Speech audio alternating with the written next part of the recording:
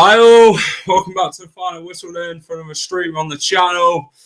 And Leicester City are set to appoint a new manager, aren't they, by this week? And yeah, John Percy's bummer has come through, hasn't it? Rob Dorsett has reported as well. There's a few names in there, aren't they? Ones that fans are not very keen on, let's be fair. But yeah, we're going to get into it anyway. Hit the like button if you enjoyed the stream. Subscribe to the channel if you know and you haven't subscribed already.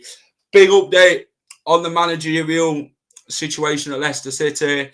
There's a few names that I'm going to discuss. I'm going to discuss everything. I'm going to let you guys discuss it as well in the comments. We'll get your reactions to it. Kyle, how are we?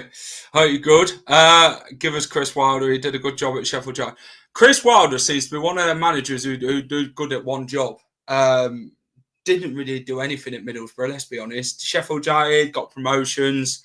Then he got to the Premier League and it went absolutely flat on its face. Let's be fair. You look at, I think they've conceded the most goals in Premier League history, I think it is. Sheffield United, when there was up there, 100 and odd goals conceded. So, says a lot. Leicester are very much where we are as a club at the minute. We're in a mess. We don't know what's happening. We've got people running it who very much have got us in trouble. So, no, please don't. Well, it's not me. You should be begging for that situation. But this is very scary. Hopefully, Rohl gets the job. We're going to discuss Danny Rohl in a minute because his name's been mentioned today as well from other sources. But did you not see how bad he did at Borough and Watford? Yeah, I did. Yeah. Saeed, how are we, mate? We need a rant on this. I'm absolutely fuming. Yeah, they're not my ideal choices. Let's be honest. Gary O'Neill, Chris Wilder, not my choices at all, if I'm honest. But we'll always back whoever comes in. I remember last season, Steve Cooper got appointed and it was meltdown. Let's be fair, from the appointment. And this one looks very much the same. Wish Top Light Rugby. Same. Yeah. I mean, Leicester, oh, dearie me. We've got ourselves in a mess, haven't we? We are in a situation where we can't even pay compensation to anyone to bring any good manager into the football club. And then good managers are going to look at Leicester and think, well, I'm not going to want to go there. So Leicester are looking at managers who are very much on a free where they don't have to pay anything at all. Managers who are very much out of a job. And this is where the panic stations have started to become. Oh, Terry, how are we? Hope you're good, mate. This is panic stations. And you look at last season, we looked on bringing Graham Potter in. We put all eggs in one basket. We let it drag out as far as it could, closer to the season. And bosh, Steve Cooper comes in. A complete panic appointment is what it was. It wasn't really thought through. This whole, what does me is this plan.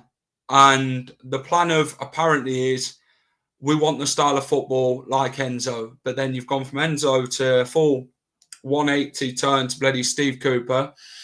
And this is it. This is where we've got ourselves into. We've done a whole complete swivel and it hasn't got us anywhere. Let's be fair. It's ridiculous. It is. There's just no plan. When we appointed Enzo, we expected a contingency plan to have a shortlist ready for people who came in, who will come in next because the same manager with the same style of football, same approach. We didn't. We went, like I said, a whole 180 thing to bloody Steve Cooper. Then we brought in Ruud van Nistelrooy again, different style of football. Where are we going with it? We then the reports come out. Top wants to have the same style of football, and what is the style of football? What managers have you actually got? Because if you want to play a specific way in football, you'll have all managers on that list who will play that way. But then if you look at Leicester's list, Chris Wilder doesn't play Enzo way. Gary O'Neill certainly doesn't play that way. Sean Dyche, Brexit ball, is at its finest. Danny Rohl does play that style of football. Michael Carrick does play that style of football. We're just going for anybody, any Tom, Dick and Harry to just get somebody in. And it's not a process that is very well thought through with Leicester City. We panic because Danny Rohl is one that's been very much mentioned, hasn't he, within the media and everything regarding Leicester. Apparently had held talks with Sheffield Wednesday, which I probably believe that they have. But then they've come into a bit of a sticky point again, a panic thing when we're thinking, this ain't going to happen, is it? Is this going to happen? This is taking its time. It's embarrassing. I wouldn't mind King, to be fair. I think if King were the very last resort, mate, I don't think we'd have a very much moan about it, to be honest. Thing is, Jack, the people that got us in this shit stream are the ones appointing the manager. Yeah. Exactly. These are the ones appointing the manager, the ones who haven't been held accountable for their actions over the last 2 relegations that we've had. So they never learn and will never learn. Exactly. You put it right there with what you've just said. Hijack role with Andy King's assistant. Yeah. I don't think you'll get done points. Any points deduction will have everyone's focus purely on Man City. The powers that do not want that, I think you'll get what Sheffield Wednesday got, a transfer embargo. Well, hopefully you're right, Jenny. Big up, by the way. All the best for next season. Starting the new season in the new training tops. Well, this is it. Leicester City have an agency, don't they? Is it Wisserman? I think it is. Wasserman, whatever it is. I think Hamza Chowdhury is a part of that agency. Chris Wilder, Gary O'Neill, they're all a part of one agency. Maybe this is how Leicester's gone and done it. So, I don't know. At least King's Heart will be in it. Exactly. Smig, I agree. I very much agree, mate. I very much agree. King's Heart will be in it because Kings knows this club like the back of his hand. I don't believe he's a yes man either. So, sell the club. They don't want to know what they're doing anymore. I mean, there's been a lot of well spoken about that, haven't they, over the social media over the last weeks or so. Leicester fans are not happy on social media. I can see why, but yeah, Leicester, I don't think can pay that compensation. I think that's very much what it is. Sean Dyche, there's whispers at Wednesday. Wilder is the preferred choice. His top choice, etc. O'Neill is another one who's regarded. King not even in the frame. I'd expect that. King isn't in the frame. When he was speaking in the week about it, he said, "I'm getting this team ready for the next man." And you'd think, looking at that style of football, what we were playing against Peterborough, you'd think it could be a Danny Rohl, but Leicester City can't pay the compensation. I think that's what it is. We're in a mess. We can't afford these type of things anymore. Top is losing the connection with the fans, unfortunately. Gary O'Neill is now 6-5 with the odds. He is. I've looked at it today on Sky Bet Armchair, to be fair, mate. We're even going to have a new kit for next season. I have loads of Leicester fans. Hope to see them at the Hill Dickinson. Fair enough. How quickly could they sell the club, and is there any interest? I reckon they could. There could be investors wanting to invest in Leicester City, like Tom Colomossi put it out the other day, didn't he, about the whole investment sort of thing. They could invest. South America or wherever it is, they could invest in Leicester City, but that's the problem we're at the minute. So let's go through it then. let's get it out of the way. So O'Neill and Wilder are on the manager's shortlist. So they're the two names on the shortlist. There is other managers that Leicester City have spoken to. Whether they want it or not is another thing. So let's get it in. The Percy bomber is what we've been waiting for. We needed the man himself to go and speak. And he has today. Leicester City are moving closer to appointing a new head coach then. So John Percy is saying that they are very much close to getting it done. Gary O'Neill and Chris Wilder are the two names that are both on the shortlist after interviews last week in London with Top and Rudkin. So Top has done interviews and so has Rudkin. They're probably both still kind of sort of figure out which one they want between them. They're probably both got different ideas. Rudkin saying, well, I want Sean Dyche still. Top saying, oh, well, I want someone else. Gary O'Neill, former Wolves man, former Bournemouth man, didn't really go great at either club, to be honest. He got sacked. Chris Wilder didn't do well at Middlesbrough, Watford. Very much a one-club man, isn't he, Chris Wilder? Done well at Sheffield United. Did get on playoffs last season, but they kind of bottled it towards the end, didn't they, considering he had 90-odd points last season. So Chris Wilder he has got promotion at his pro at this point, but his style of football is not the style of football that Leicester apparently want. So this is the issue. How do we sort of go from the style of football of Enzo to these different sort of scattergood type of managers, should we call it? This what it is. Some would call it dinosaur appointments, if that's what we want to call it.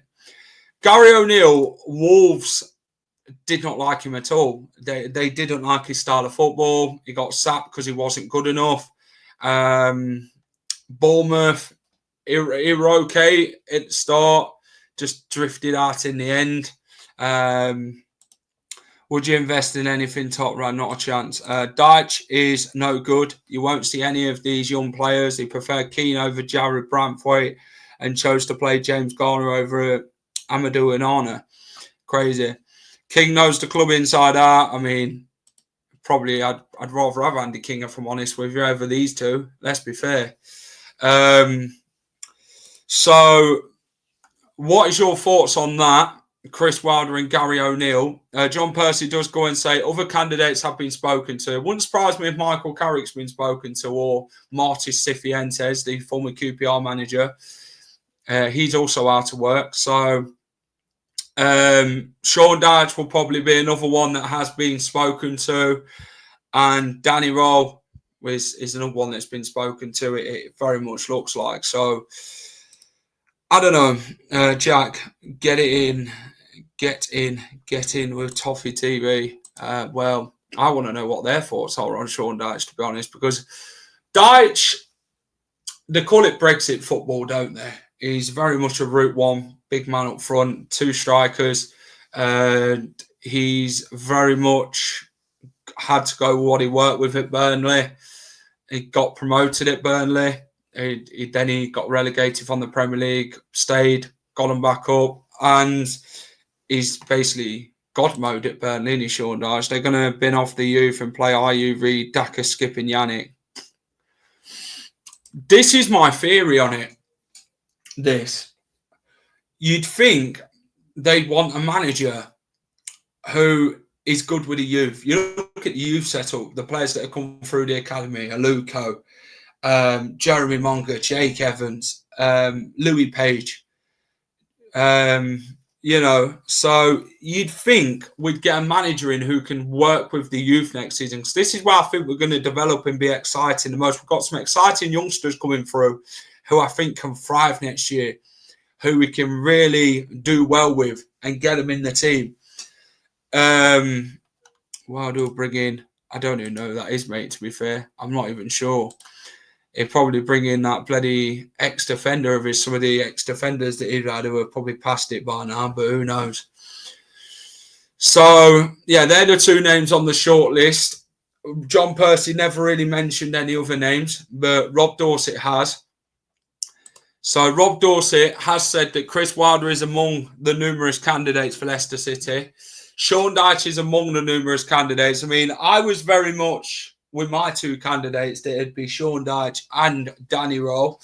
I'm very much in the camp of both of them, and if it's none of them, then I'd rather keep King. Leicester have interviewed in the last few days. Sheffield Wednesday manager Danny Rohl, also a serious contender, but is more complicated. So the complicated thing with Danny Rohl is the compensation. And this sort of tells me in the lines that Leicester City can't afford it to pay that compensation, or they don't want to.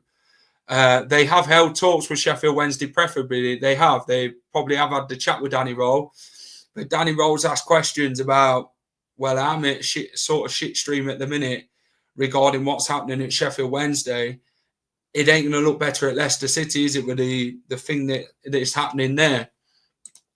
So Danny Rohl's probably asked questions. He has. I knew Rohl wasn't going to happen, just fake rumours to hype up the fans. Yeah. Jack, you know the young lads were on show against Peterborough and will be benched or loaned out. Yeah, probably will be with Newman, just to be fair. He always takes Alan Neil, doesn't leave without him. They all don't have a style of football, only Rohl has. Get Rohl to pay his own compensation. Yeah, it's not going to do that, is it? Danny Rohl is the only man that can play the way Leicester want to play. The attacking, expansive football. It's attacking first, defensive later. So I'm very much on the fence of Danny Rohl would be the perfect fit. He analyses the games. He watches it. He's very much data driven. He's a manager who is very much moved with the times. Let's be fair. Dyche isn't data driven. Wilder isn't data driven. They haven't moved with the times. They've got one style of football, and that's it. Gary O'Neill, I don't know if he is very much data driven, but some of these managers just have one style and they won't change. They've got the old-fashioned approach of football, and that sort of went out the window ages ago. It's like this style of football now, this possession-based football. It'll fizzle out in the end because then something else will come in. You look at what PSG is doing there. Please not Gerrard. Well, probably Gerrard has come for the Leicester job. Let's be fair. I'm not even going to lie. Everyone wants Rohl, top and Rudkin, a manager and no one wants. We need to think long term. That's what it is. We need to think long term with these appointments. Who do we want to appoint? Why do we want to get them in? And what are they going to offer? Leicester City need to be very long term in this season coming up. They have to be. So I know all these teams always have the analysis of the long-term vision. Philosophy is the word that gets passed around quite a lot in football, doesn't it? The philosophy, the style, the approach. They're the three main key factors in a manager's thinking in football. Leicester just seem to just get any Tom, Dick and Harry on a shortlist and don't even think about what the actual approach is and what the plan is. They're just getting anybody because they just want to fill that hole because we're running out of time. We're less than 5 weeks until the season starts. So they're very much running out of time. They're panicking. They are panicking. You always, as a team, you look at Brighton, for instance, when Graham Potter left, they had Roberto De Zerbi. When De Zerbi left, they brought somebody else in. They analysed it. They've data proven, and they have a short list to replace these managers. Watching you on my big new TV, you gorgeous man. Yeah, thanks, Liv, mate. Appreciate that. Can you imagine if we lose to Sheffield Wednesday? Don't even bother. Don't even bother. Do you know what? I think we could play some of the kids in that game, to be fair. Jeremy Monga, we could. They'd have a lot more hunger than some of these first-team players, mate, who shouldn't even be at the football club. Exactly, they are panicking. The same happened when we signed Bobby D, Cordova Reed, Jordan Ayew and Oliver Skip. That's when you don't allow managers to have money. You look at last season with a transfer window when Steve Cooper we brought in Skip, £25 million altogether. That's including the bonuses. D Cordova Reed, is the problem with it. If he was signed for money, you'd go against it. Let's be fair. Wilder was on £3.5 million better managers available for that money. Exactly. Young up-and-coming managers who are not very much known about, who started from the bottom and worked the way to the top. This is what I look with Danny Rohl. He's worked under Hansi Flick. He's worked under Nagelsmann at Germany. He's worked under Ralph Hasenhüttl at Southampton. He's worked under some very high coaches in football, some very regarded ones in Nagelsmann and Flick. He's worked his way from the bottom. He has pedigree in the coaching system. And like I say, he's data-driven. This is why I'd want someone like that, because people say, yeah, but he hasn't won anything compared to Sean Dyche. I'm not being funny, but if you look at what he's done as a coach, he looks better for the fitting in a role. This is an horrific Monday, Jack, enough to drive you to drink, mate. It drives me to bloody put weight on again, start eating shit. Honestly. But this is it is a difficult situation. I don't think Leicester even know themselves what they want. I think it's just Sky Sports have come out for it. Chris Wilder and Sean Dyche are amongst a number of candidates who have been interviewed for the Leicester City job vacancy at Leicester City in the last few days, with the club hopeful to making an appointment this week. They're hopeful. Now Danny Rohl is unlikely. I'm terrified of the announcement. Well, you probably, if we're looking at the names that are Wilder, Gary O'Neill and Sean Dyche, you go with Sean Dyche. I'm sorry. We have to. That's the only way for me. I would go with Dyche, personally. He would bring stability. It's not the style of football that you want, but he'd sort the shit out at Seagrave as well. He's very much, you either work for him and do what's being told, you do the odds and that, the fight and that, and that's it. The names said just shows the club has no clue in what direction they want to go, just puts all the coaches and what they're doing from the under-9s, the under-21s in the bin. Exactly. No, I agree. It just shows they haven't got a plan. I get where we are as a club at the minute, and this is what is going to be the whole point with who we appoint, because of where we are as a club. We're in a mess. PSR comes into play, doesn't it? We don't know what transfer embargo with the FL maybe. It could be very much a big points deduction. This is what the situation's in. And we've only got to blame ourselves for this situation. We've got ourselves in. We've got nobody else to blame but ourselves. At least if it's Wilder, it's only until Christmas. He'll get the call to go back to Sheffield United by then. This would be the sixth manager. Brendan Rodgers were the first. Then we had Dean Smith, Enzo Maresca, Steve Cooper, Ruud van Nistelrooy. This one would be the sixth. So if it's Wilder, Gary O'Neill, this would be the sixth manager in 2 years. 2 years. That is outrageous. That shows we've very much come with a yo-yo club in management. You know, a lot of managers you have to plan with and make it work. Some managers work for clubs, some don't. It proves it with Wilder at Watford and Middlesbrough. It didn't work. Worked at Sheffield United. Nigel Pearson worked at Leicester over 2 stints. Didn't work at Hull. Didn't work at Luton. Didn't work at Derby. So it's just madness.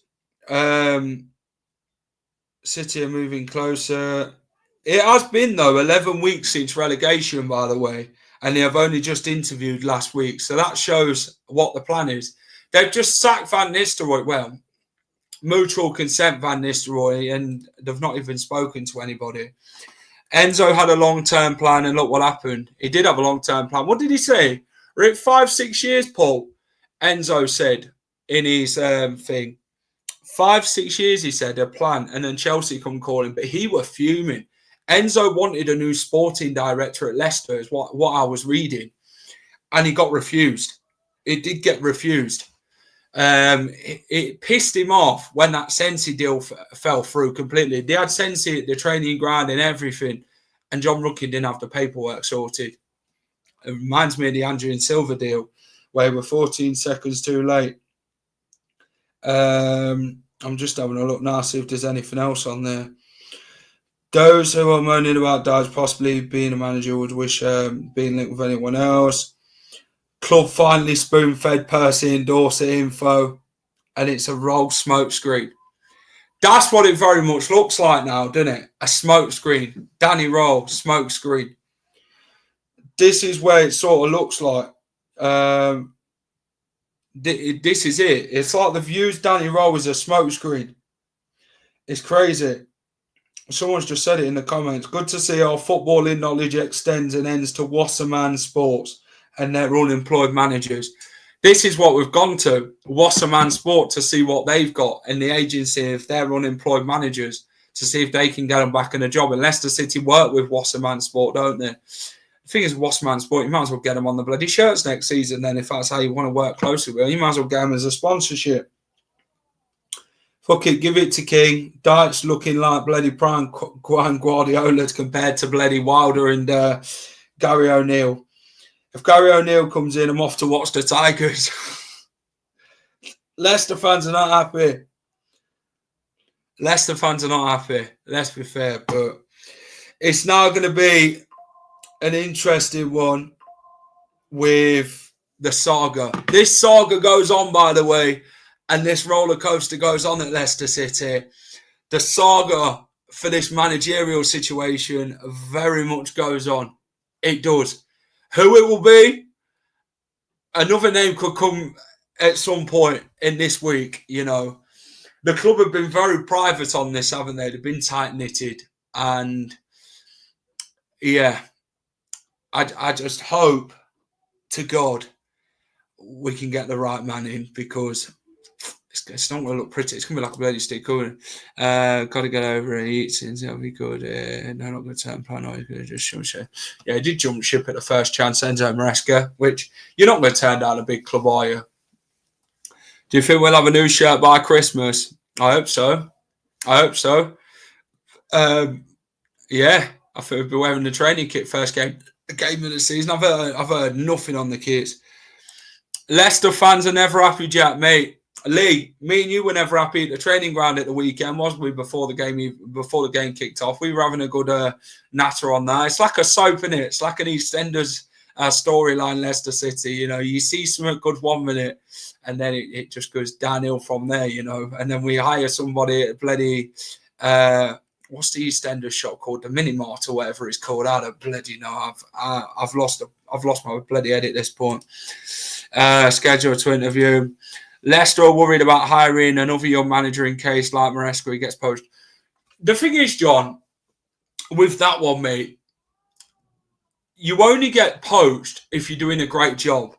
So, in 1 in 2 years that a manager gets poached, it shows how good he's done as a job.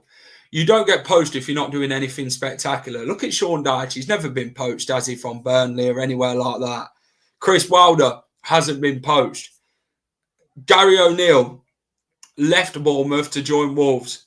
You're looking at Steven Gerrard. He never got poached to Aston Villa, did he? Because he weren't doing a great job. Cifuentes, QPR, did a good job to an extent, but didn't work afterwards. So in this day and age, you look at Danny Rohl. He's getting linked with every Tom, Dick and Harry of a club. And you can see how highly regarded he is. He's got a low floor, but a high ceiling. Danny Rohl. He could very much go to the top at some point. He twerked for every club, is what's being said.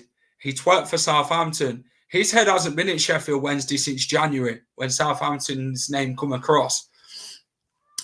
Leicester City now are in the boat of, who do we hire? Which manager actually on the shortlist? Because I want to know what other managers are on that shortlist, by the way. Because if it's just Wilder and Gary O'Neill and Sean Dyche, I want to know what other managers are on there. The final whistle is in talks. I've heard from Rob Tanner. Can you elaborate on this, please? Ross, do you think I would want to go and manage, knowing the situation we're in at the minute is a football club? I think if I went in there, I would have no utter nonsense. with what's happening at Seagrave. You know, I would go in there and sort the shit out. It won't be an holiday camp when I'm finished with it. Let's be fair. You know, they either play for me or they don't. You know, and if they don't win games, you tell them as it is. Wasn't Cifuentes interested in West Brom? That's why they put him on. Yeah, it was. Yeah, this shows how far we've fallen as a football club. It really does, because you're just getting an odd pick of managers. It's like picking a bad side of grapes. You know what I mean, from the box. This is where we're at as a football club. And if you remember when Brendan Rodgers left, we got very much in advance with Jesse Marsh. We had no plan for the Championship, and he thought, no, I don't want that. Leicester fans didn't want him.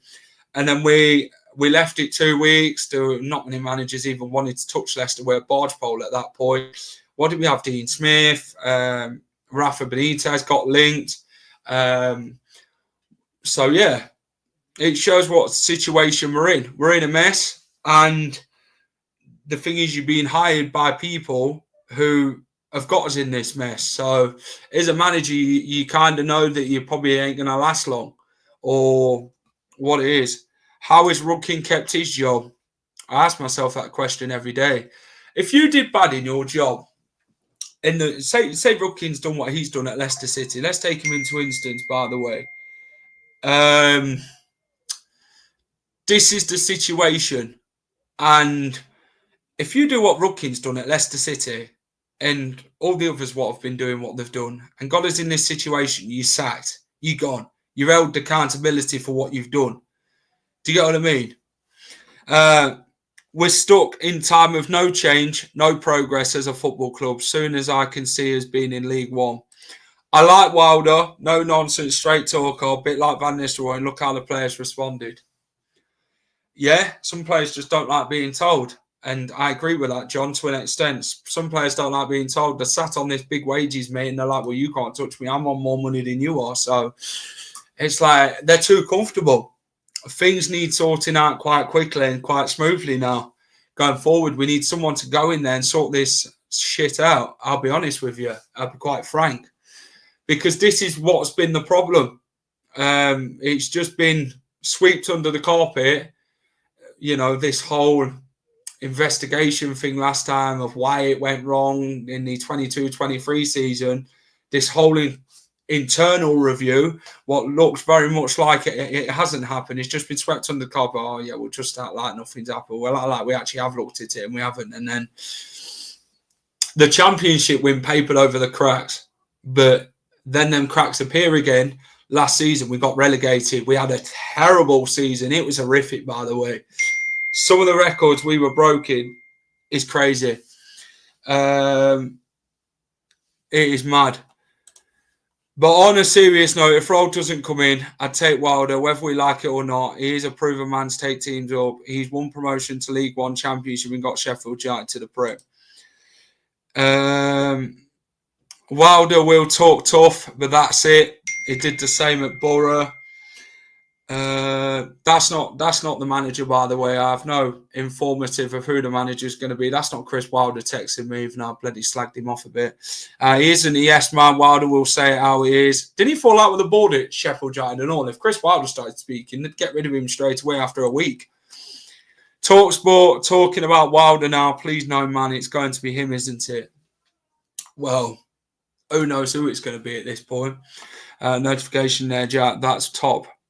That's top. Probably wanted to reschedule your interview. I mean, I ain't got an interview. Shall I go and apply for the job? Shall I go and see if I can get on the shortlist somewhere? just do it for the bands. How do we sell the club to a new manager if there's no money to spend and sell all the best players? That's the thing, Terry. That's the infrastructure of this, isn't it?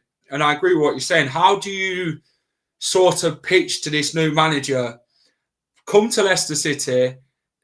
We've got a nice training ground. You can put your feet up, have a nice cocktail here and there, and you can get a nice massage.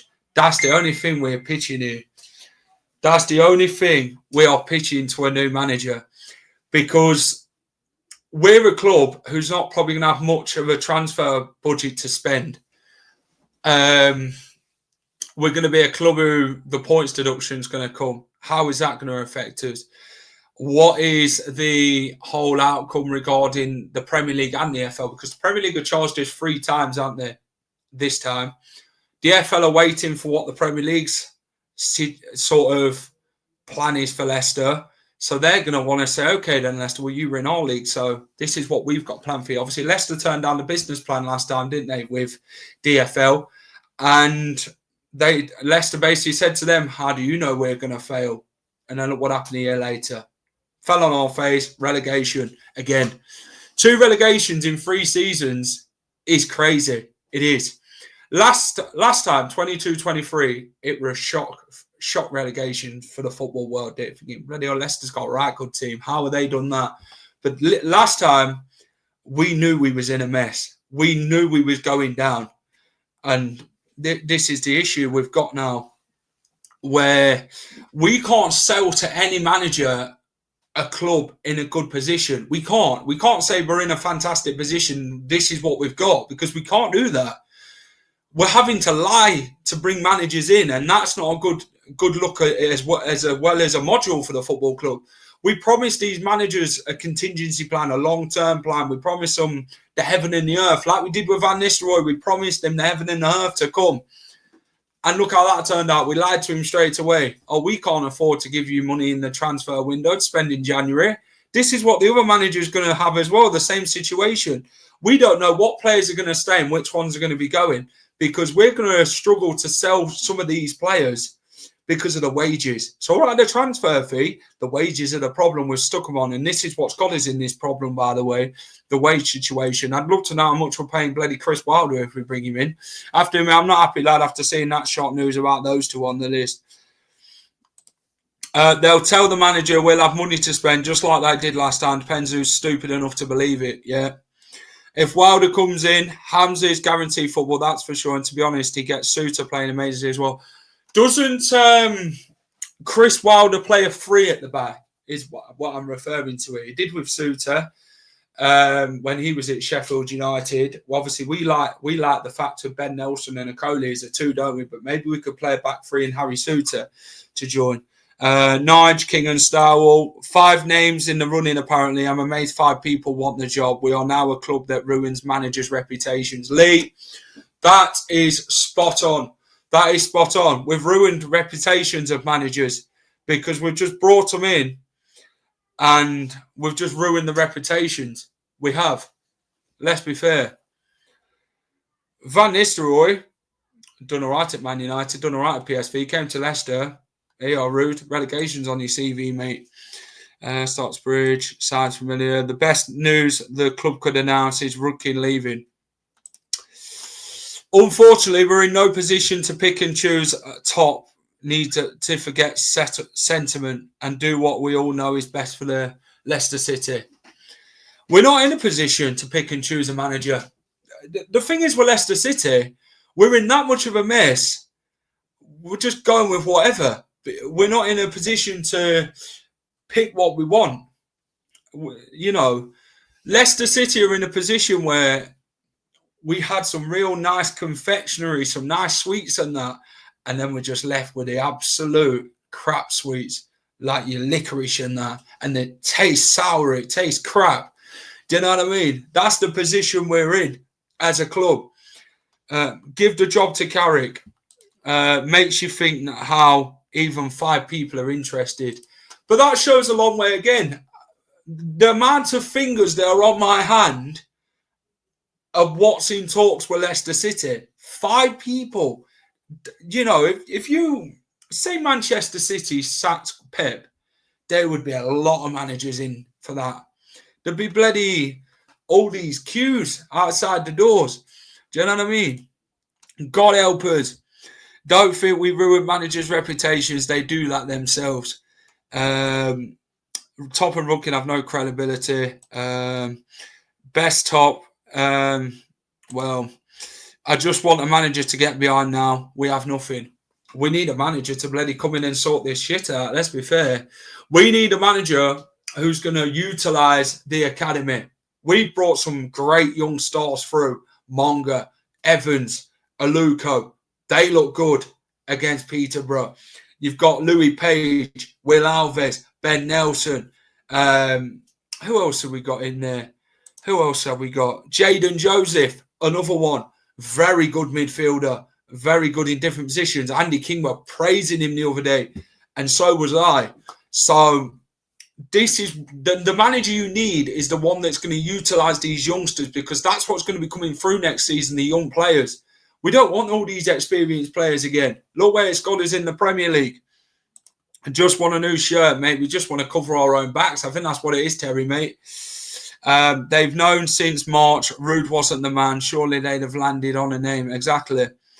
Want me to pop on? Chris, you can pop on it if you want, mate. We can have a quick chat for about 15 minutes. Let me send you the link, Chris, and you can come and have a chat with me, actually. I'm getting a rate with it. I think I'm having a rant. I'm sorry. I will have to rant. I will back the manager, whoever comes in, right? I'm always one of them who gives them the benefit of the doubt. But I just don't know where my head's at. And I think Chris can tell me where my head's at before it rolls off my shoulders. Chris. Do, mate. I can see you needed some counselling here. I need some sort, Chris, at the minute, mate. It just don't seem to be any good news coming out of Leicester City, apart from the youngsters coming through. Chris, what's your thoughts on what Rob Dorsett's had to say? And hold on. Who is it? John Percy. Let's go through John Percy. So that's what John Percy's had to say. Gary O'Neill and one on the shortlist. Yeah. God help us is the word with them two. You know my thoughts on Gary O'Neill. I said if he gets the job, I'm off to support Forest. Chris Wilder, look, is he the worst? I'd sooner have Chris Wilder over Gary O'Neill, but I don't particularly want Chris Wilder. I mean, look, I just want to go back to that point that somebody was saying about Leicester City ruin managers' reputations. Yeah. No, they don't. Nigel Pearson went to Watford. Mm-hmm. He got sacked within months. Did it ruin his reputation? He got a job at Bristol City not long after. If the money is right, there's no other job than football where you can do a bad job. Rudeness will walk into another job. It doesn't matter how bad you do, there are clubs that will take you on. If you're crap at your job, mate, and you get sacked, you ain't going to probably get another job for a while. But managers just walk into other jobs. Clubs don't make bad managers. Bad managers make bad managers. It wasn't a club that played the same fucking team for 19-odd games with the same formation over and over again, expecting something different. That wasn't the club. That wasn't even John Rudkin. That was Ruud van Nistelrooy. He made himself a bad manager. So, look, I mean, there's just so many names sort of being popped up, because there always is. I can remember. When Nigel Pearson came back the second time? Yeah. And every day when I woke up, there was a different person on top of the betting. And I actually, as a joke, took one of the names out at like 15 to 1 or something, and put my name in. And then people were going like, "Oh, who's this? Chris Forrian? Is he any good?" Sort of thing. But it was somebody off field. Nobody guessed Nigel Pearson coming back. Nobody guessed Enzo Maresca coming back. To be totally honest with you, and I know what I've said about Gary O'Neill and Chris Wilder, I would take anybody now.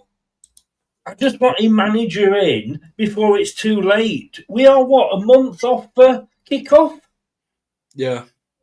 Less than 5 weeks. 4 weeks and 6 days to be precise. 34 days. Not that you're counting. I've got a calendar out, just bloody ticking. You got me ranting now, but look, we need somebody to come in, whatever that is, get behind them. Yes, I've got my preferences. Okay, let's have a look at some of the other preferences. Yeah. So Sean Dyche is another one that's been mentioned. Obviously, we know about that for a few weeks. Danny Rohl is another one. Is a serious contender, but it's more complicated to get him. That's obviously due to the compensation package with Sheffield Wednesday. They probably don't even want £1 million. They probably want more, and Leicester's like, well, we can't afford to pay you anymore. We're going to have to start paying Klarna payments if you want bloody Danny Rohl. But I think with Danny Rohl, he has negotiated with Sheffield Wednesday to half his compensation for leaving. Now, the rumours was it was 5 million, so that would make it 2.5. But the papers are reporting it's 1 million. I'm sorry, if we can't afford 2.5 million to get a decent manager in, something is wrong. And we know something's wrong. There's a lot wrong. Interestingly, I messaged Rob Tanner last night.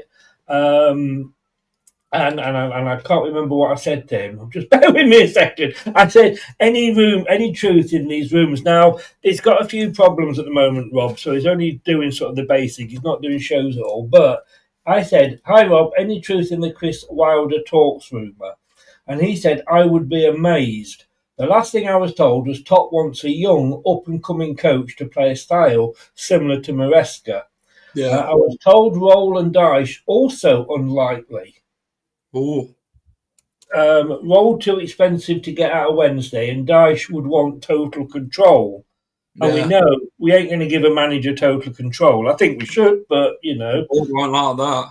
Yeah.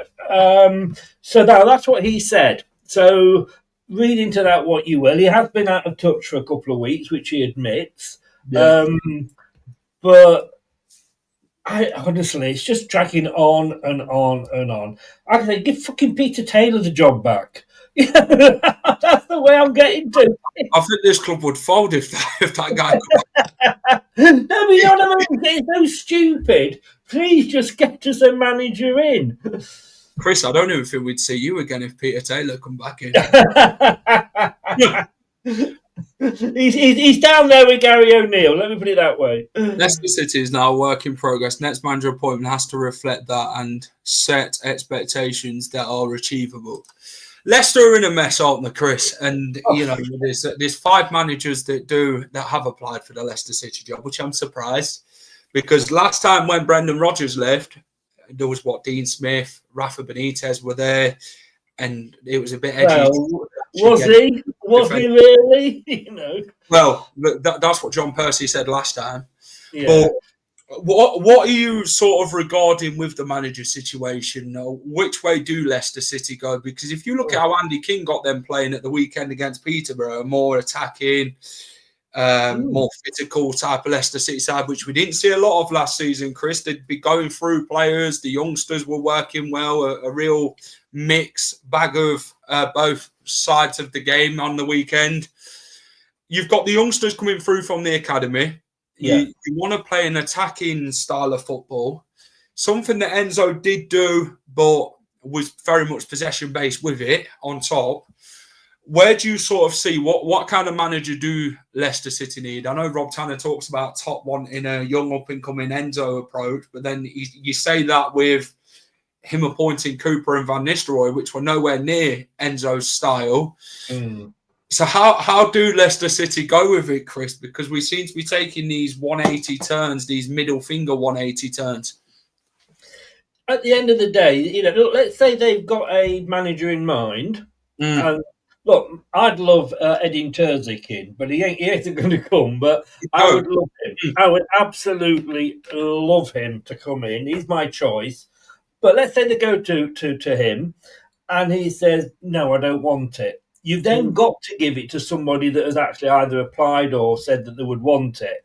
Now, I liken it to coming up to like a T-junction in the car. Turn left and you go to like Jenny says, a Chris Hughton, a Sean Dyche, a Chris Wilder. Because you know what you're going to get with them. You're going to get stability. You're going to probably get promotion at some point because they've done it in the past, and they will probably keep us up, in our first season, which is all we would want, 17. Now, and then you can look at moving on. But the problem is, again, you're changing styles possibly, or you go to the other turn, which is your Danny Rohl character, which is young, upcoming, and what have you. Now, look, everybody's been going on about Andy King. Yeah. He's had one game. in fairness, which was a pre-season friendly, no pressure on him. It was interesting to see, though, he played two different formations, first and second half. If he's learnt anything, he's probably learnt that Samara is a big bag of shit. Nothing else. But we all knew that anyway. And that second half, it was more of a 4-3-3, which may be his style. Maybe that's the way he wants to go. But it was, I couldn't believe, I didn't realise that anybody that ever played for Leicester realised there was actually two halves to the pitch. Our half and the opposition half. Because last season, we never went into the opposition half, did we? Let's be honest. So suddenly discover that, I'm looking like, hang on, somebody's attacking in the second half. And no, they should be turning back. Any minute now, they'll turn around and pass it back. But they didn't, and look what happened. So I can see why people are saying Andy King. If it was a Sean Dyche, although the people are saying that he said he doesn't want the job, but if it is a Sean Dyche, I wouldn't cry. If it was a Danny Rohl, I wouldn't cry. I'm really, really split. Really can't decide which way to go because there's pluses for both. Like I say, an experienced guy on a 3-year contract, a couple of years to possibly get us up if we get a points deduction and then keep us up. Or that young and upcoming guy, Danny Rohl. Look, he's got the experience. He's had the experience at Sheffield Wednesday. He's also been a tactical manager. He's been the guy that had sat down and looked at the videos and done the tactical side of it from that. Yeah. I mean, that would be brilliant. I don't know. I can't give you. I know I sound like a politician here, don't I? But I just don't know which way the club's going to jump. Well, that's the question with Leicester. There's no plan. When you do ask what the plan is, you don't know what it is because Leicester say a lot of things, but then they go with something else. And when you look at Brighton, I put Brighton as a specification earlier on. You look at Graham Potter left, they brought in De Zerbi. They knew what they wanted straight away, what style they wanted to go, and they stuck with that. Then they brought in the new manager, didn't they, when De Zerbi left? Yeah. I can't think of his name. If anyone's in the comments, let me know his name. But Brighton have a contingency plan. You look at Leicester, they brought in Enzo. That style of football worked under Pep. You'd have expected Leicester to have a shortlist ready for when Enzo left at any point and have that contingency plan to bring in the next one who can carry on that sort of formula. But they didn't. And then we've gone, okay, Steve Cooper, done well in a PowerPoint. I'd like to know what pictures and that were on that PowerPoint because they must have been fantastic. Yeah, but just to go on that one, though, you see, again, I see the logic behind Steve Cooper because what's he called that went to it? Potter didn't want it. Let's be honest with you. Like I say, you ask a girl out 4 times, you're pretty much sure she's not interested in you. You know. So Cooper had kept Forest up with a points deduction, and we looked like we were going to get a points deduction. So if he could keep us up, that. I can see the logic in that. The problem you've got is that the two people that are making the decision, one of them picked Cooper, one of them picked Van Nistelrooy. Yeah. I mean, just, let somebody else pick let Andy King pick the next manager. Sorry, mate, do carry on. At least we're not being linked with Potter, mate. I think Potter's blocked our number. Let's be fair. Potter was at the actual King Power Stadium. Where apparently, I don't know if this is true. I don't know if you read this. It's in the Sun, so it might be not true. But apparently Potter's got an injunction out against Top for stalking him. For a minute, you weren't sure, were you? You don't know what you believe at this point. If Rohl comes in and implements his style through the club, then Terzic would probably be keen once in the Premier League. Forward planning, they both have the same philosophy. Jenny's right here because this is what Leicester City should have been doing. When Enzo got us to the Premier League and he did leave, they needed somebody to come in who's going to take us forward. We've had a backward step again with it. Sorry to interrupt you. Can I take 2 examples? Right? Yeah. Okay. You threw Brighton at me. Yeah. And this is what. Right. Okay. Who else have you? That's what we were doing We used to be that club, but we're no longer that club, and now Brighton are that club. But go back to Brighton in 10 years' time, and they may not be that club anymore.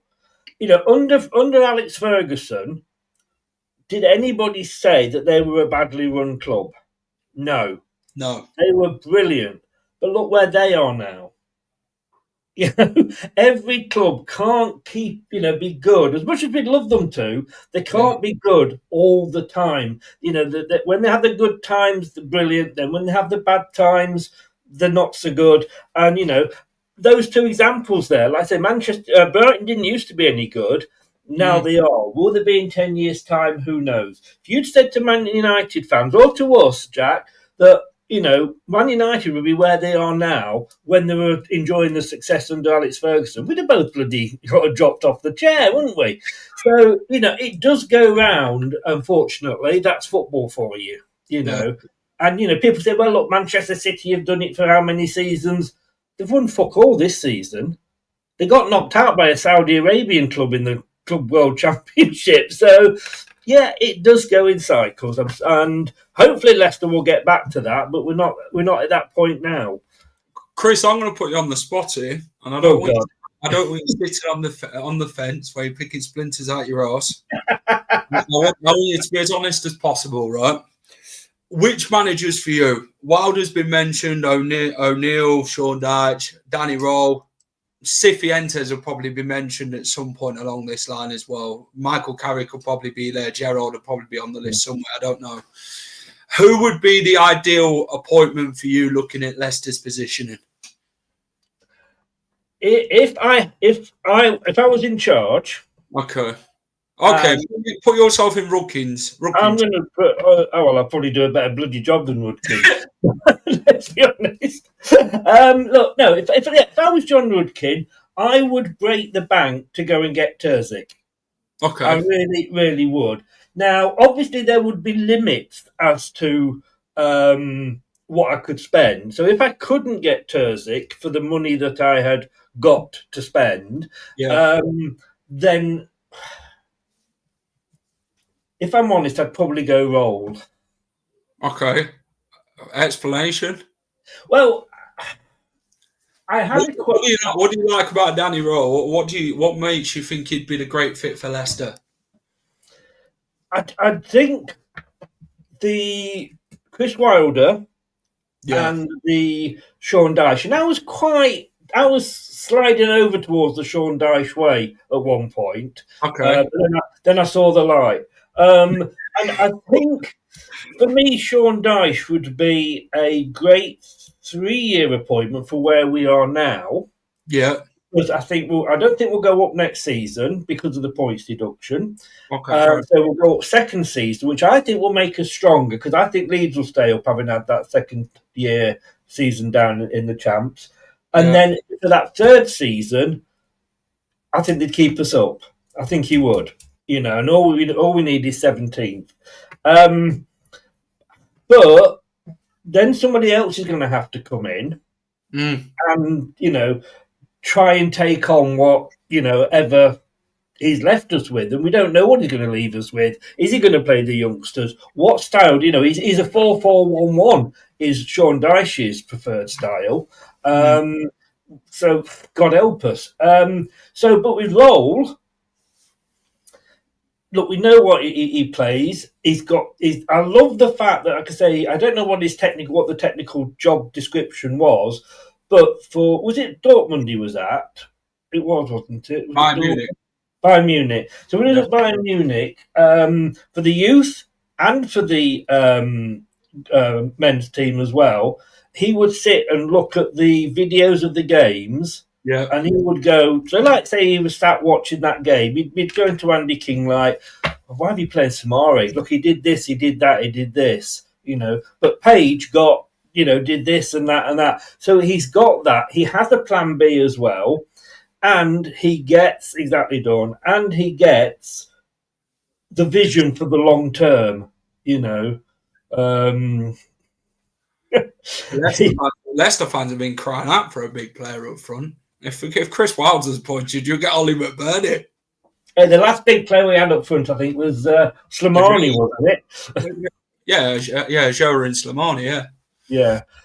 I loved you, Joe. I've got to say, I loved many you. good Premier League release clubs, so there are many to bargain to. Well, that's what Leicester's going to have to look at: the free agents, the loans. That's what they're going to have to look at. Free agents, yes, but loans, I think we're limited. But that's why I would want Rohl. I think Rohl would. But you've got, and then you know what I'd do if I got Rohl in. You see, I've got it all worked out, mate. You see, I should be director. You pitch it to me. Okay, well, Danny Rohl comes in, like I say, 4-2-3-1. He plays that style, but he does have a plan B. I had a Wednesday fan on the other day, and he can swap it round. Mm-hmm. Maybe a bit late in making his subs, but look, we're used to that with our past managers. So he comes in, he brings his team in, right? Mm. But we say to him, "You've got to keep Andy King as your number 2." Yeah, and he said, "I want to bring my own number 2 in." That's fine. Do that as well. Because do you remember when Claudio took over? Yeah. He kept Craig Shakespeare. He had 2 number 2s, Craig Shakespeare and, Senior, whatever he was called, from Italy. So he had 2 number 2s. But what Craig Shakespeare was able to do was to pass him that knowledge on. He might come out and say, "Oh, I want to play Vardy on the wing." And Craig Shakespeare would go, "You don't want to do that. Honestly, it won't work." He'd got that experience. And then obviously Shakespeare took over. Number 2, Andy King. Bring your own number 2 in, but you keep Andy King as your number 2. I agree. Andy King, I don't think he's quite ready yet for the manager's job. No. But if he's working under somebody like Danny Rohl, he'll learn a lot. He'll learn a lot. And we did see on that second half, with his own plans and what have you, he has an idea about what to do. Yeah.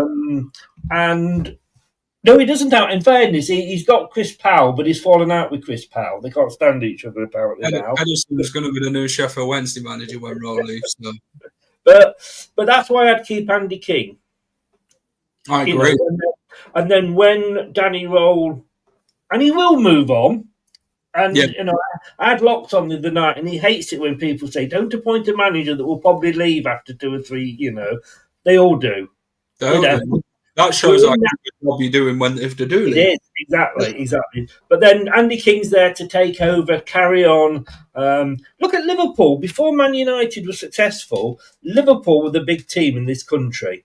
And what they did was, like when Bill Shankly left, Bob Paisley took over. When Bob Paisley left, Joe Fagan took over. It was called the Boot Room. And the number 2 always moved up and carried on because the same philosophy.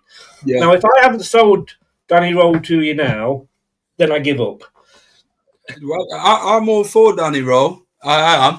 If we bring him in, I think he's the only way I like about Danny Rohl is he's good with the young players. They can develop well under Danny Rohl. He's got a high ceiling. He has, and his style of football is firstly attacking. He's charismatic, very pragmatic coach. And I think it's one that the players will get on board with. Someone mentioned about Chris Wilder just a minute ago. Where is it? Was it Armchair Jockey put it up? That one. Tell El Canoes the new manager is going to be Chris Wilder. You won't see him again.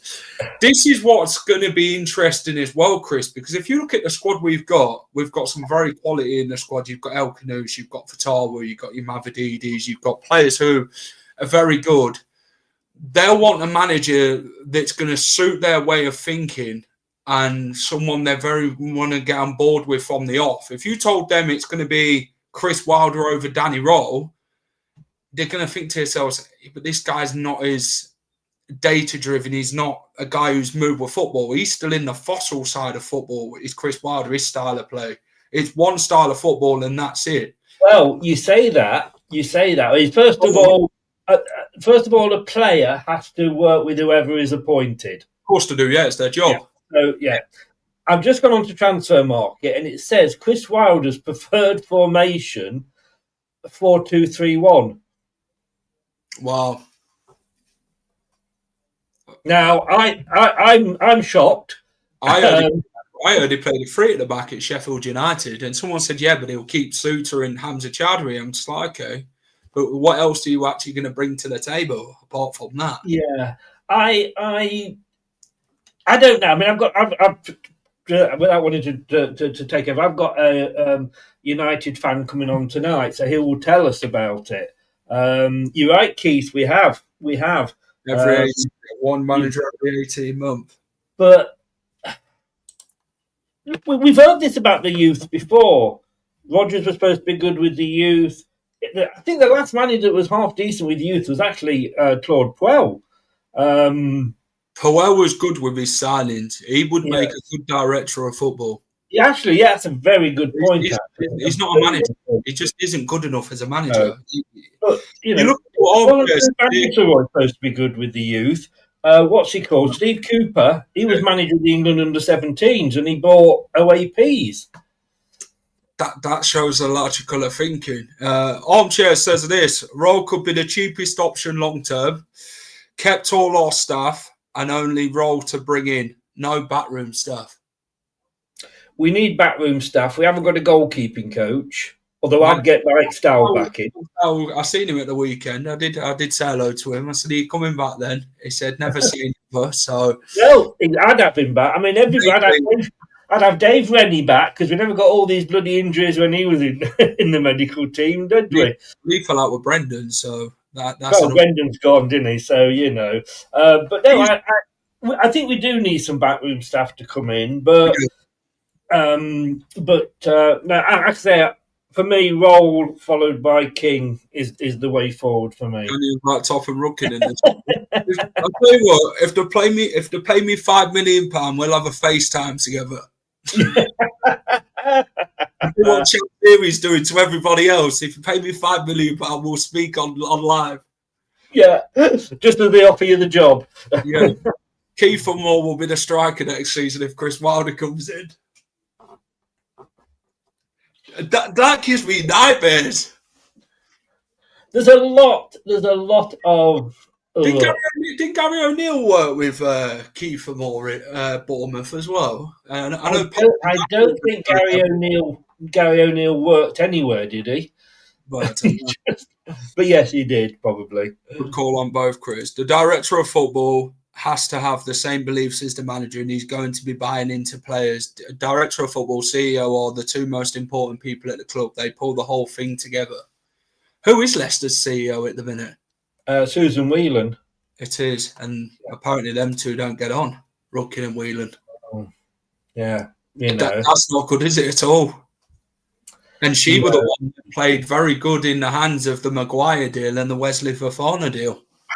Exactly. This is it. I mean, I've been very critical of Susan Whelan in her current role, but when you look back at it, if I had to get rid of one, I'd get rid of John Rudkin. I'd give her the bloody job. I mean, nobody could do the job worse than John Rudkin, and I know he's been there for Top, and Top leans on him a lot, but give him a bloody job as your support or something. Get a new director of football in. Susan Whelan's been there since the family took over Leicester. Vishai brought her in. She worked, didn't she work for him before or something? I'm not sure. Well, apparently so. Is she the deputy manager at King Power, is it? And she's some sort of role at King Power. I know that. She's very knowledgeable, though, Susan Whelan. I know she gets a lot of slack, but she does day-to-day stuff at the football club now. She's not a part of the football side of things. I think now it's just Rudkin and Top. Then you trust in them two. That's like leaving the Chuckle brothers to go and run your football club. Do you get what I mean? Yeah. That's how it looks like in a minute, isn't it? That's how they play, isn't it? You, to me, to you, to me, to you, to me. Having said that, at the moment, of course, the Chuckle brothers are to me, to me, to me, to me. Yeah. Was he in charge at Bournemouth when they wanted Daka? I think he was at Bournemouth. I swear he was at Bournemouth. If he wanted Pats and Daka. He took over from Scott Parker. They'd got stuffed 9-0 by Liverpool. Took over to Scott Parker. Played us next, I think it was. And I think he may have got a 0-0 out of us. but I just don't. I mean, look what he did at Wolves. I think if he'd have been in charge at Wolves, and that's why I put Wolves to go down because he was their manager. He were And I awful. think they would have gone down with him. Wolves fans hated him. I was speaking to my mate Manny from Wolves, and he said about what's his name, the manager. He said he's absolutely awful. He's awful, Gary O'Neill. He's shocking. He said that style of football wouldn't suit any football club. But this is what it is. I've got a Bournemouth fan coming on who loves him, so that's going to be interesting. Well, Good morning, good afternoon. Good morning, good evening, good night, goodbye, hello. Russell, I want to give you 5 minutes. 5 minutes. I want you to pitch a manager to me. There's been a lot of managers named. Two's on the short list. I mean, Chris Wilder has had talks with Leicester. We knew that a few days ago anyway. But Gary O'Neill has been one that's been mentioned. Sean Dyche, Danny Rohl. There's 4 managers there. They've not said who the 5th one is. I would say. Oh, do you not like him? I don't know. I think his internet's gone. It's probably because he's in a shopping centre. I thought you'd crash there and all, Chris. No, you can't get rid of me like that. I'm like a fart in a spacesuit. I hang around. I'll tell you what, he's become the next manager. He's come and gone straight away. Anyone get the best out of Daka, mate? I don't even think that's possible, to be fair. He's had 4 managers he's worked under at Leicester City, and none of them have been able to do anything. Last time we were in the Championship, I didn't defend Daka. What I defended him against was the flack that he was getting. Yeah. You know, Jamie Vardy missed an open goal. Everybody would have turned around and said, well, it's Jamie Vardy. It's all right, you know. But if Daka had missed it, they'd have, crucified him. Oh, it's back. That's better. Right, that's better. Right, I don't know what happened. Right. All the names that have been mentioned then. Yep. Who's the man for you and who isn't? Oh, You got to pick one of each. Which side? I want to play. So, devil's advocate. I made a video last night regarding, but it's based on selling your name. It's not. I would say it's based on selling your name. So it's not about accomplishments. I would, for example, if I went in and go, ladies and gentlemen, my name is Ross, the LCFC 99.3. Here's my story. Here's my motivational factor. Here's why you should hire me. Give me the job. Straight away for that statement that you've just made. But give me the job, and then my name is Ross, the LCFC 99.3. Well, Rudkin's watching now, so he might actually think, what you made. This is the thing. This is the thing, though.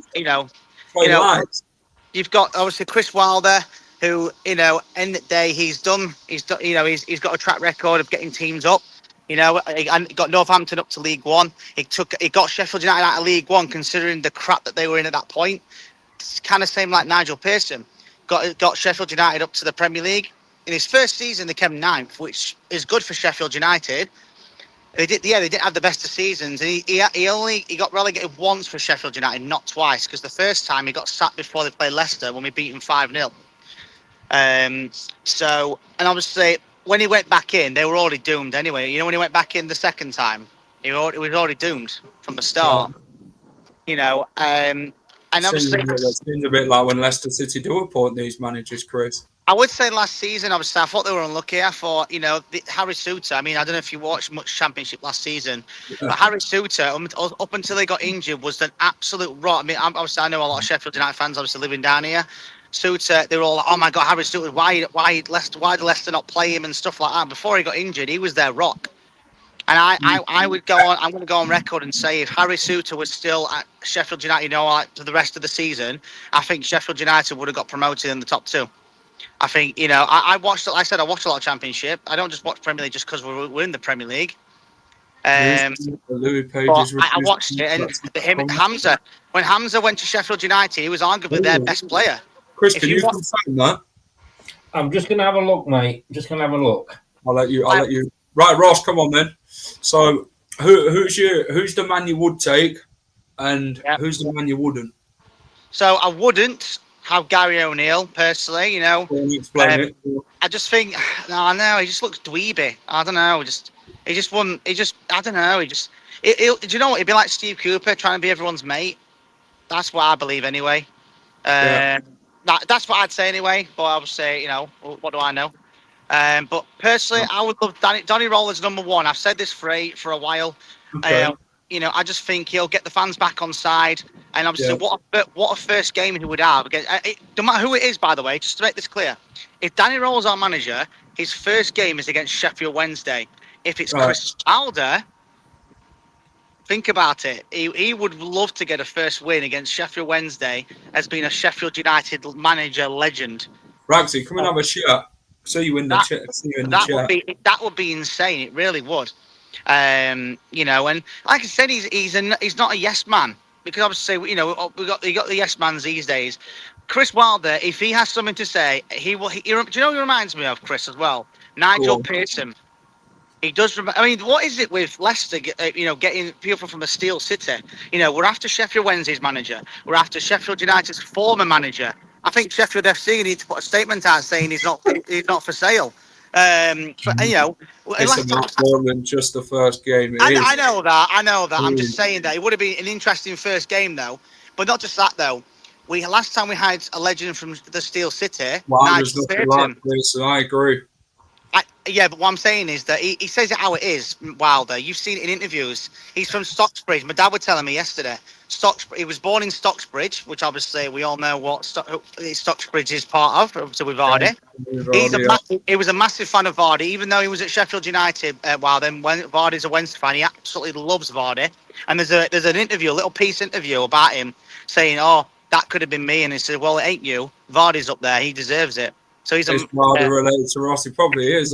Unfortunately not. Unfortunately not.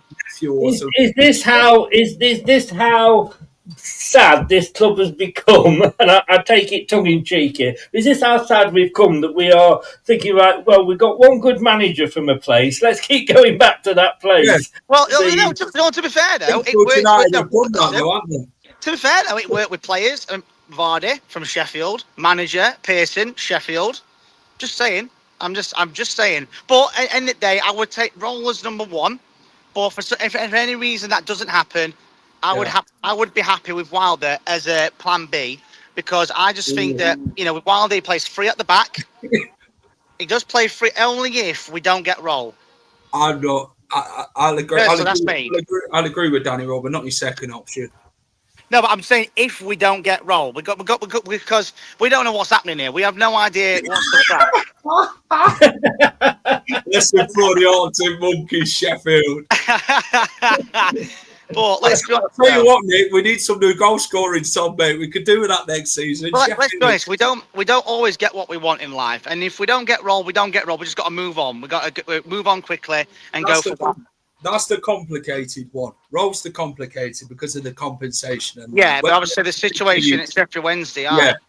But what I might do tonight, I'll give you an exclusive, Mr. Whistle. I'll try and get on Radio Sheffield tonight and ask him what's the crack with Danny Rohl. You know, is he still the manager or what's happening? I'll see if I can get any insight. I'll try. The thing is with Danny Rohl, why is it complicated? Because he's gone to the board and said, I've not been paid for 2 months, therefore I can walk from this club if I want to. They negotiated it and they got his compensation down to whatever it is. Now, it's either $1 million or $2.5 million, whatever. If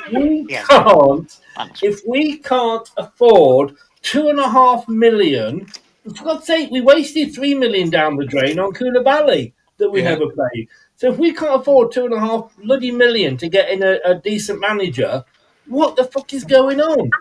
It should not be a hard choice to do that. This is the mess that we've got ourselves in. We can't look at a very good manager now and think, you know, they're going to want to come because they're going to look at us and think, nah, I'd rather not. I'd rather go somewhere else.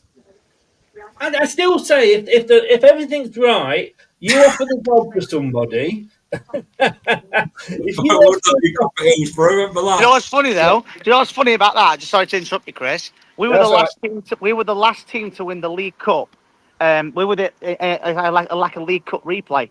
Yeah, hurry up and sell Connor Cody and get the bloody compensation money out. So to be honest, you say about we have a little bit of laugh about Sheffield, but it's true. We won a League Cup in Sheffield. We got a Sheffield Wednesday legend as manager, got us to new heights. We hired a former Sheffield Wednesday fan, became our club. We're going to bloody turn into Sheffield FC in the minute, Ross. No, but honestly, it is, and obviously not just that though.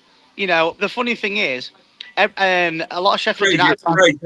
That's an option if he can get the right experienced coaching staff behind him. If that's the last resort, I think we won't be against it. I would say so. Before I go in a second, I'm going to be filled in just a second.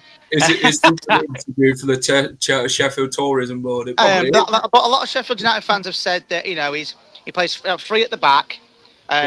So he got Hamza playing amazingly. When they got him on loan, he was their best player at Sheffield United, and Suter was before he got injured. So I mean, Sheffield United. For giving us the ploy on Sheffield, Ross. Well, I'm near Sheffield, so I can try and get some insight today, and I might ask on Radio Sheffield what is Wilder like and stuff. I've seen him a couple of times, but not in depth, because obviously Plan A is Roll. But if we can't get him for any reason, I would not take Wilder, because who would be their options? Let's say them two out of the equation. Who would you personally? I'll switch gears now to you, Mr. Whistle. All right, you can clip this on your TikTok and YouTube. Okay, let's say Roll and Wilder are not don't come in. Yeah. Who would you want as the manager if them two can't come in?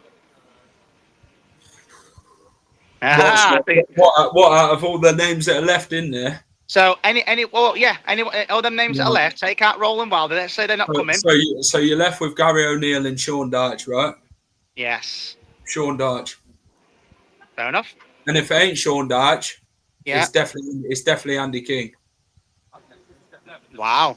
Hey, that's a good. It's Andy King. If it's not Dyche or Waller, I take Andy King. Okay. What about you, Christopher? My first choice isn't Roll and isn't Wilder. I want Edin Terzic. He's out of a job. Who's that one? Sorry. He managed Dortmund to the Champions League against Real Madrid. Yeah. Okay. He's out of work, so there's no compensation. Yeah. Whether he would come to us or not, obviously, is the big thing. But he's been out of work for a year, so whether he's sort of wanting time off. If it's not, I would have Roll as my number one with Kingy number two. I would take Sean Dyche over Chris Wilder. I think. I agree. Fair enough. Well, I'm going to shoot anyway because I'm going to get me some rap. So BBC Radio Sheffield. Yeah, we'll all tune in tonight. I'll let you know. I'll let you know if there's any insight. On a serious note, I'll let you know if there's what. That's just turned into BBC Radio Sheffield. What is it? Look up north. Is it BBC? He's certainly working for the Sheffield Tourism Board, isn't he? Can I just say that everybody? I just want to go back to Fair point. Fair point.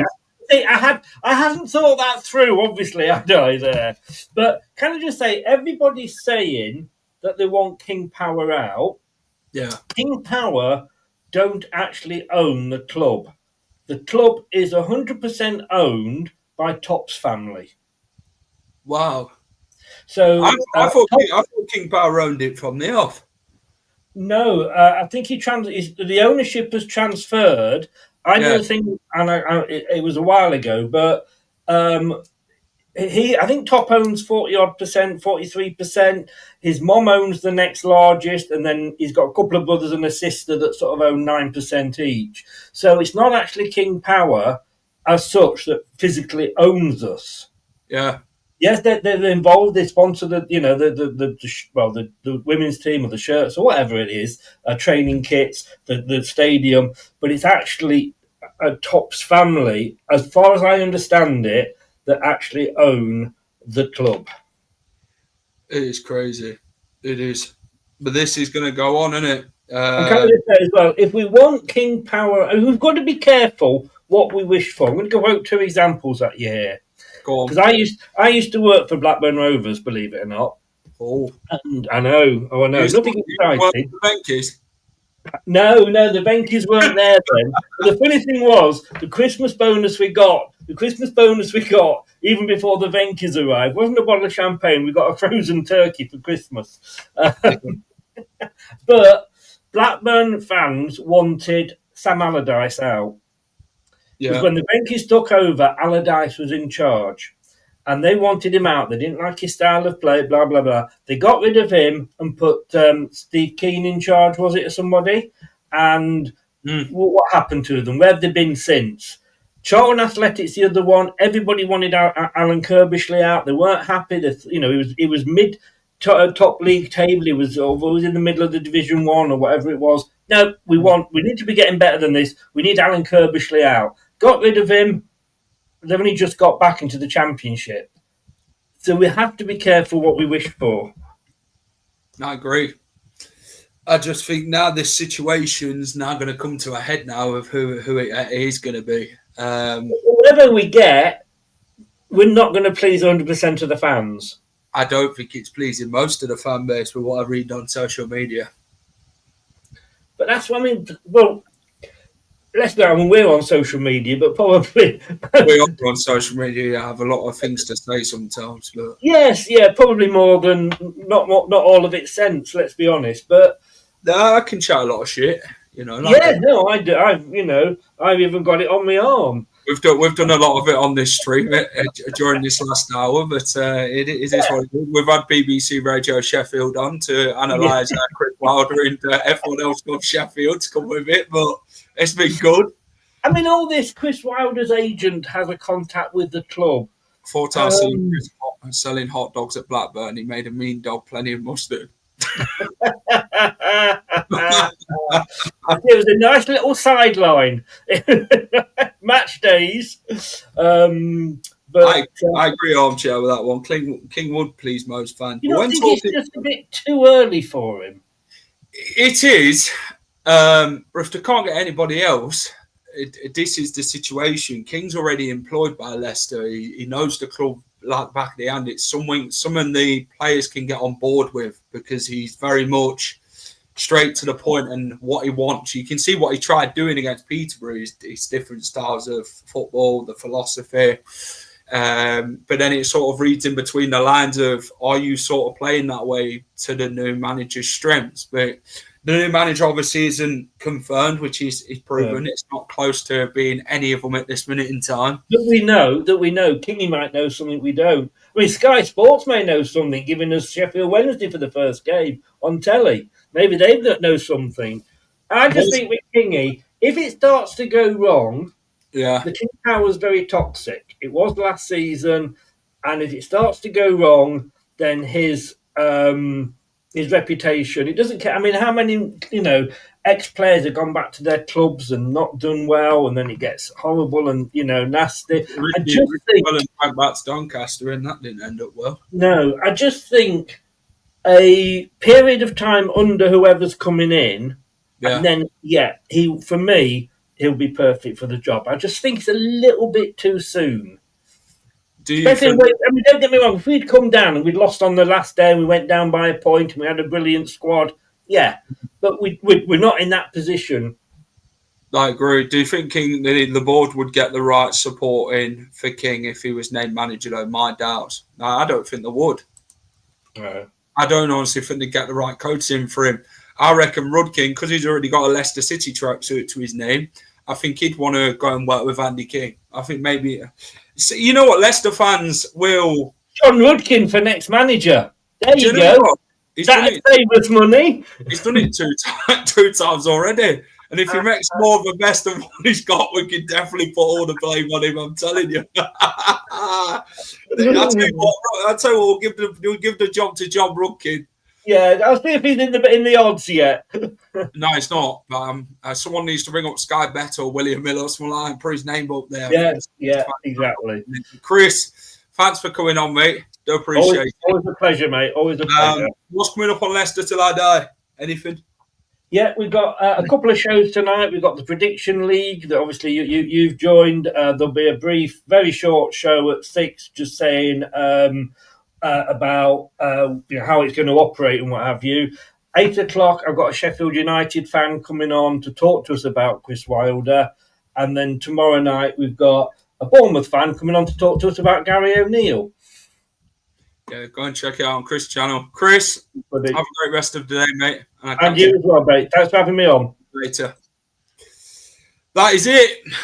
Who's going to be the new Leicester City manager? Only time's going to tell now, isn't it? But thanks for watching, everyone. Really appreciate it. An hour and a half show. We've had BBC Radio Sheffield on Ross. We've had Chris on from Leicester Till I Die. Hit like button if you enjoyed this stream. Subscribe to the channel if you know and you haven't subscribed already. Please get down and do so. Push that notification bell as well. It'll tell you every time we are live. And yeah, more to come on the channel this week, as it looks like a very big week with who the manager appointment is going to be. But who knows? Will it be Wilder? Will it be Gary O'Neill? Or will it be someone else? But yeah, if you're watching this on playback, let me know your thoughts on everything we've discussed. Take care. Have a great rest of the day, wherever you're up to, and keep it at the final whistle.